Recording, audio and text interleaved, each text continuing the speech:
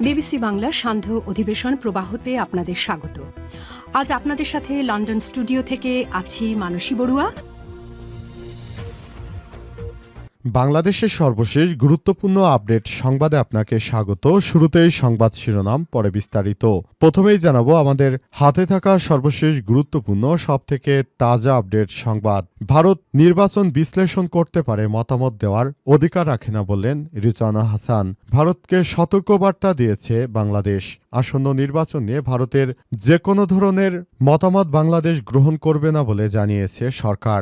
আসন্ন নির্বাচন নিয়ে ভারত তারা বিশ্লেষণ করতে পারে, সেটি তাদের ব্যক্তিগত ব্যাপার, তবে বাংলাদেশের নির্বাচন নিয়ে তারা মতামত দেওয়ার অধিকার রাখে না।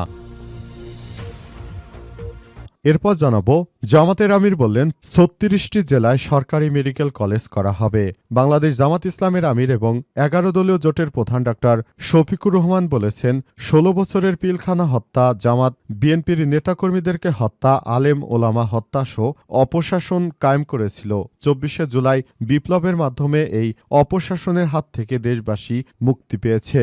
এখন সময় এসেছে বাংলাদেশকে গড়তে হবে। আমরা যদি ক্ষমতায় যেতে পারি তাহলে ৩৬টি সরকারি মেডিকেল কলেজ গড়ে তোলা হবে।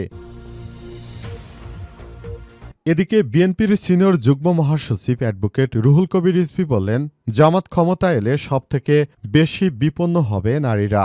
জামাত ক্ষমতা এলে দেশের নারীরাই সবথেকে বেশি বিপন্ন হবে বলে মন্তব্য করেছেন বিএনপির সিনিয়র যুগ্ম মহাসচিব অ্যাডভোকেট রুহুল কবির রিজভী। জামাতকে উদ্দেশ্য করে তিনি বলেন, আপনারা নারীদের পরিপূর্ণ বিকাশ চাননি, তারা একটি রাজনৈতিক দলের নেতৃত্বের দিকে, এটা আপনারা চান না। তারা একটা রাষ্ট্রের নেতৃত্ব দিক, এটা আপনারা চান না। কিন্তু নারীদের দিয়ে আপনারা ভোট চাওয়াচ্ছেন, এটা দ্বিমুখী আচরণ ছাড়া কিছুই নয়। জানাবো, জামাত এবং আওয়ামী লীগ মুদ্রার এপিটোপিট বললেন মাহফুজ আলম। অন্তর্বর্তীকালীন সরকারের তথ্য সম্প্রচার মন্ত্রণালয়ের সাবেক উপদেষ্টা মাহফুজ আলম বলেছেন, জামাত ইসলামী হল আওয়ামী লীগের অল্টার ইগো বা মুদ্রার এপিটোপিট। তার মতে দেশের রাজনীতিতে আওয়ামী লীগ টিকে থাকলে জামাত থাকবে, আর জামাত থাকলে আওয়ামী লীগ থাকবে বলে মন্তব্য করেছেন তিনি।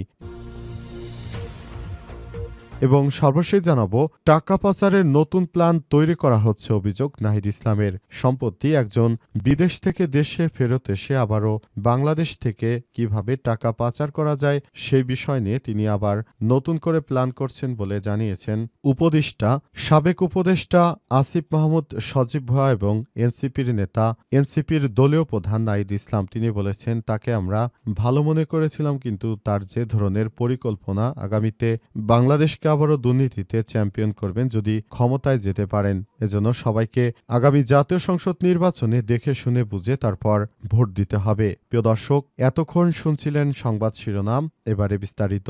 তবে তার আগে বন্ধুরা অনুরোধ থাকবে, এই সংবাদটিতে একটি লাইক দিন। এই চ্যানেলে আপনি নতুন হয়ে থাকলে আমাদের সংবাদটি দেখতে দেখতে চ্যানেলটি সাবস্ক্রাইব করে রাখুন। কমেন্ট করে বন্ধুরা আপনার মূল্যবান মতামত জানিয়ে দিন আপনি বিশ্বের কোন দেশ থেকে বা বাংলাদেশের কোন স্থান থেকে আমাদের সংবাদটি দেখছেন এবং শুনছেন। আর বন্ধুরা, গাজা যুদ্ধে আপনি যদি নিরীহ ফিলিস্তিনিদের ভালোবেসে থাকেন, কমেন্টে ইয়েস লিখে পুরো বিশ্বকে জানিয়ে দিন। এবারে বিস্তারিত।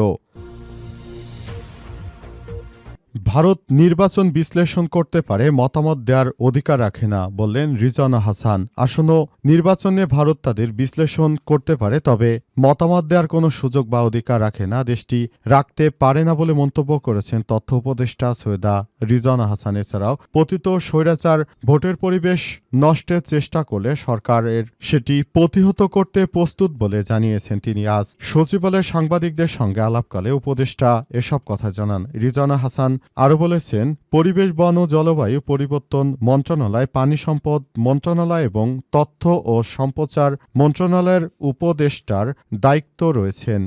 কোনো জেলায় ডিসিদের গণভোটের পক্ষে সেভাবে প্রচারণা চালানো যাচ্ছে না। এ বিষয়ে দৃষ্টি আকর্ষণ করলে উপদেষ্টা বলেছেন, আমরা যা করেছি তা হলো, আমাদের উপদেষ্টারা দেশের ৬৪ জেলায় গিয়ে বিভিন্ন জেলায় যারা সুশীল সমাজ রয়েছেন, শিক্ষক প্রতিনিধি আছেন, যারা ছাত্র প্রতিনিধি, ধর্মীয় নেতা রয়েছেন, তাদের জন্য আমরা কাজ করছি এবং তারা যেন আমাদের সঙ্গে কাজ করতে পারে, আমরা সেসব বিষয় নিয়ে বলতে চাই। আমরা মনে করি এবারের জাতীয় সংসদ নির্বাচনটি সুন্দরভাবে করার ক্ষেত্রে আমাদের সবাইকে আরও বড় ভূমিকা পালন করতে হবে বলে জানান উপদেষ্টা সৈয়দা রিজওয়ানা হাসান। তিনি মনে করেন আগামীর বাংলাদেশ তরুণদের হাত ধরে নতুন করে এগিয়ে যাবে এবং নতুন করে আবার একটি ভালো বাংলাদেশের স্বপ্ন আমরা দেখছি বলে জানান উপদেষ্টা সৈয়দা রিজওয়ানা হাসান। সে অনুযায়ী তিনি সবাইকে আবারও নতুন বাংলাদেশ গড়ে তোলার জন্য যার যার জায়গা থেকে দায়িত্বশীল ভূমিকা পালনের আহ্বান জানিয়েছেন। তিনি মনে করেন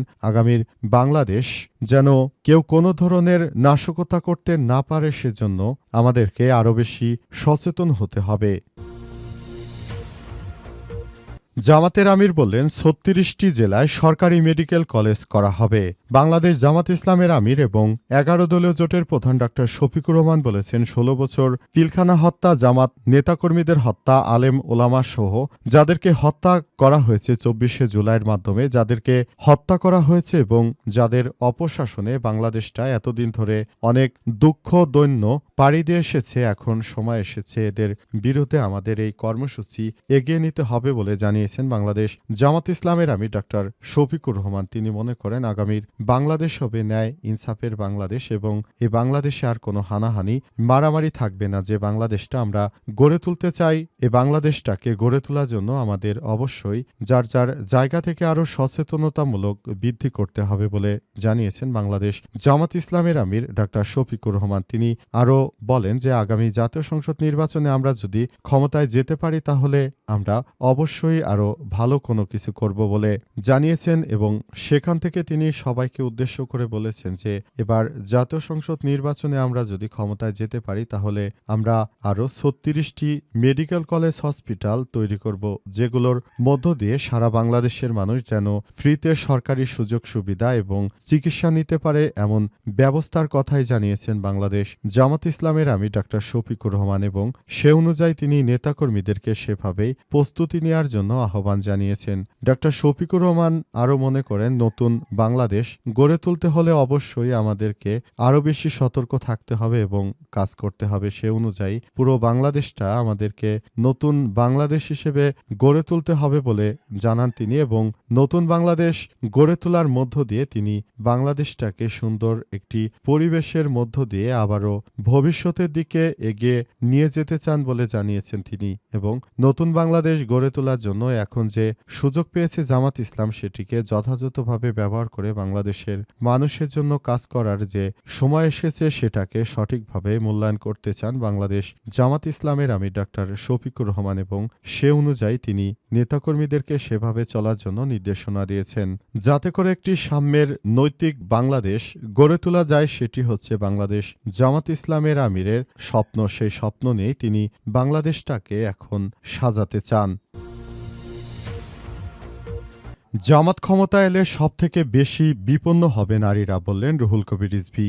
জামাত ইসলাম যদি বাংলাদেশের ক্ষমতায় আসতে পারে তাহলে সবথেকে বেশি ক্ষতির সম্মুখীন হবে নারীরা বলে জানিয়েছেন রুহুল কবির রিজভী। তিনি মনে করেন বাংলাদেশটা যেভাবে চলছে সেভাবে এদেশটাকে সুন্দরভাবে গড়ে তোলার জন্য আমাদের সবাইকে আরও বেশি ভালো সতর্কতামূলক ব্যবস্থা গ্রহণ করতে হবে। ১৯৭১ সালে জামাত ইসলামের যে ভূমিকা, সেই ভূমিকার জন্য তাদেরকে পুরো জাতির সামনে তাদের সেই বিষয়টি স্পষ্ট করতে হবে। জামাত ইসলাম ১৯৭১ সালে নারী নির্যাতনকারী বলে অভিযোগ করেছেন তিনি, কিন্তু বর্তমানের পরিপ্রেক্ষিতে দেখা যাচ্ছে জামাত ইসলাম এখন আর কোনো নারী নির্যাতনকারী তাদের মধ্যে কেউ নেই। আর বর্তমান জামাত ইসলামের যে আমির ডাক্তার শফিকুর রহমান, তার জন্মই হয়েছে ১৯৭১ সালে, মাত্র ৭ বছর বয়সী ছিলেন। তাই সেখান থেকে বলা যায় বর্তমান জামাতে কোনো ধরনের রাজাকার কিংবা এই ধরনের কোনো ব্যক্তি নেই, বরং জামাত ইসলামের যারা নেতৃত্ববৃন্দরা রয়েছে তাদের কাছে বাংলাদেশের নারীরা হেফাজতে রয়েছে। কারণ ঢাকায় দেখা গিয়েছে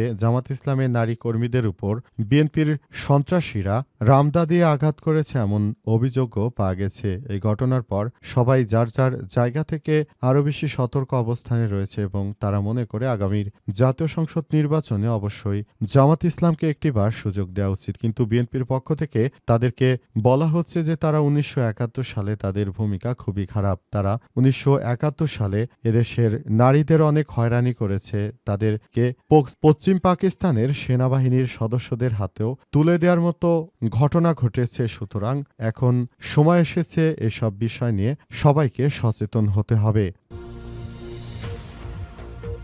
জামাত ও আওয়ামী লীগ মুদ্রার এপিটোপিট বললেন মাহফুজ আলম।